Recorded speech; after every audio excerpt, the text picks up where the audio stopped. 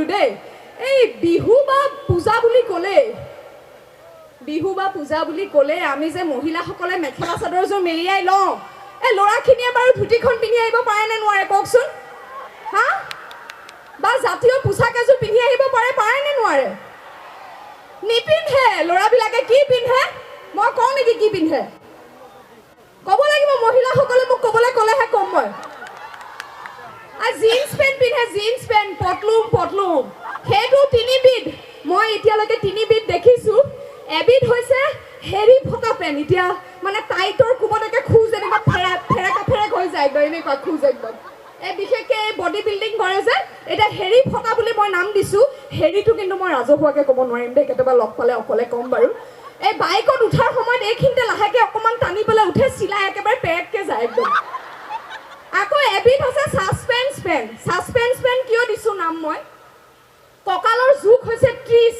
দোকানত গৈ পেণ্ট কিনিব 32 বা 34 তেতিয়া পেণ্টটো ইমান মানত ওলমি থাকে আৰু খোজ এইৰকম একেবাৰে এইৰকম খোজ কি চাব একদম এই খোজ আৰু পিছফালৰ পৰা দেখিলে এনেকুৱা লাগে যে পেণ্টটো এই সৰি পৰিব ধৰি দাঙি দিম আৰে নিজেও মাজে মাজে অকণমান আগুৱাই গৈ পেণ্টটো এনেকৈ দিয়ে আৰে পেণ্টটো যদি দাঙিয়ে থাকিব লাগে নিজৰ কঁকালৰ জোখৰ পেণ্ট কিনিলে হ'ল হয়নে নহয় কওক আৰু যদি সেইটো পিন্ধি কেনেবাকৈ মাটিত বহি দিলে সৰ্বনাশ আৰু চাব নোৱাৰে আকৌ মাজতে এবিধ ওলাইছিলে ভাঙৰ চিলিমৰ নিচিনা পেণ্টটো এইখিনি ফুলা তলটো চেপা ভগৱানৰ কৃপাত সেইটো যেনিবা বন্ধ হ'ল এতিয়া এইখিনি কোৱাৰ পিছত মই মঞ্চৰ পৰা যেতিয়া নামি যাম মোক ধৰিব নহয় হেঁচা মাৰি বাইদেউ বোলে আপুনি বোলে আমাৰ দুখহে দেখে এই ছোৱালীবিলাকে যে চুটি কাপোৰ পিন্ধি ঘূৰি ফুৰে আপুনি নেদেখে হা এই হয় বুলি মাত লগাইছে পিছফালৰ পৰা দেখিছে ধৰিব মই নামি গ'লে এতিয়া মই মোৰ গাত কি দুখ কওকচোন ছোৱালীৰ গাত কি দুখ এই জটপুতৰ ঘাই এই ল'ৰাবিলাকে জটপুতৰ ঘাই কিয় জানেনে এই বিহুৰ নামত আগতে গাই থৈছে কি বুলি গাইছে এই অকলি যৌৱন দৈ ঐ মাৰ কবি গৈ ঐ পাতত লগে পালে জুই বুলিবলৈ ঐ মেখেলা পিন্ধিলে ঐ লাগে বুঢ়ী ঐ ফৰক চিলাই লবি চুটি কৰি বাপেকে গাইছিলে নে ছোৱালীও কম একা চব কাটি চুটি কৰি পেলালে বাপেকে এটা ল'ৰাৰ গাত দুখ নে ছোৱালীৰ গাত দুখ ল'ৰাৰ গাত দুখ কিন্তু ছোৱালীৰ গাত দুখ আছে ছোৱালীৰ গাত দুখটো কি হ'ল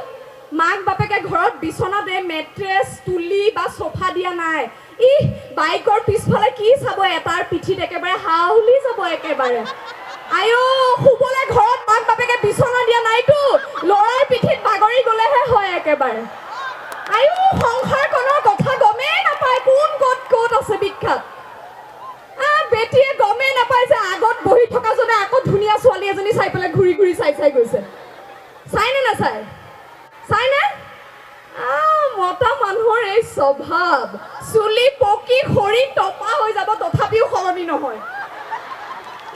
বিৰাট ফূৰ্তি পাইছে দেই কি ফূৰ্তি পাইছে চব ভুক্তভোগীটো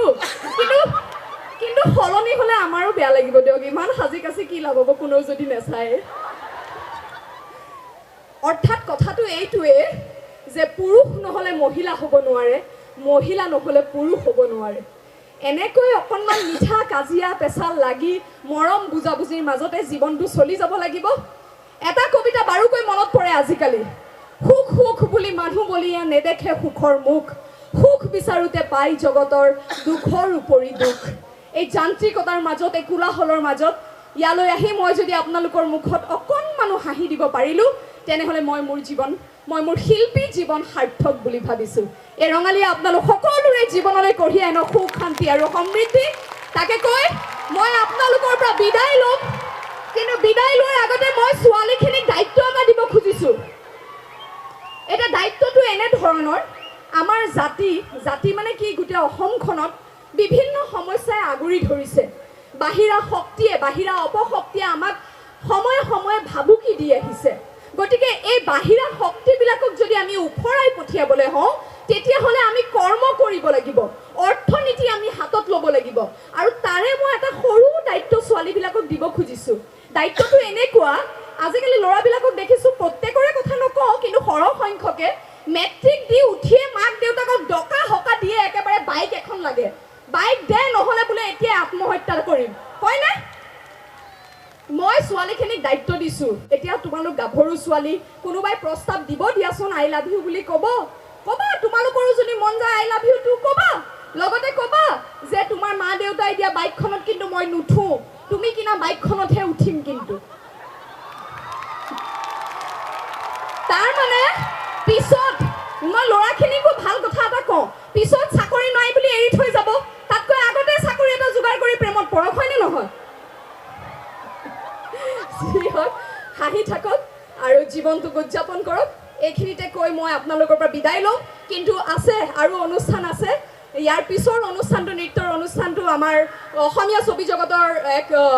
আগশাৰীৰ কোৰিঅ'গ্ৰাফাৰ নৃত্য পৰিচালক সিকন্দৰ পাছৱানে পৰিচালনা কৰা এক অনুষ্ঠান আপোনালোকে উপভোগ কৰিবলৈ পাব য'ত অংশগ্ৰহণ কৰিব সিকন্দৰ পাছৱান নিজেই আৰু লগতে থাকিব নৱপ্ৰজন্মৰ অভিনেতা অভিনেত্ৰী কিশোৰ ধ্ৰুৱ দেৱাশ্ৰী